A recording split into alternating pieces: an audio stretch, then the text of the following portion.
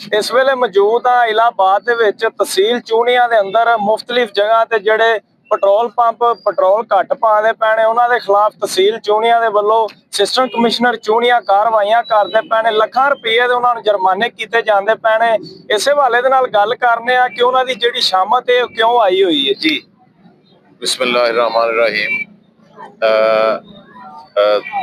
सानू सारिਆਂ ਨੂੰ इस गल का अंदाजा है, मालूम है कि हुकूमत की जिहड़ी हदायत ने जिदे मुताबिक एक कोई भी कारोबारी आदमी है उहदे ते जिहड़ी टर्म्स एंड कंडीशन लागू होंदियां ने, अगर उन्हां दी वायलेशन करेगा तो उन्होंने उसकी सज़ा मिलेगी।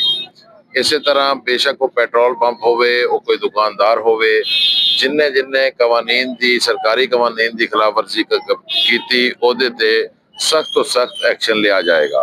तो तहसील चूनिया दे विच असीं काफ़ी एक्शन लै रहे हैं।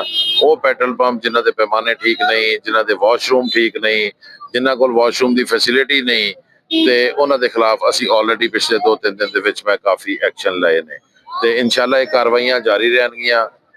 गवर्नमेंट ऑफ पंजाब का जिहड़ा एक नज़रिया है, जिहड़ा एक विजन है, उन्होंने असीं इंप्लीमेंट करना है तो वो 100% असीं उन्हें इंप्लीमेंट करके रवांगे। जी तुसीं इन्हां दी गल सुनी, दसदे पे ने कि जिहड़े पेट्रोल पंपां दे उत्ते पैमाने घट ने उन्हां दे खिलाफ इसे तरह कार्रवाइयां कीतियां जांदियां।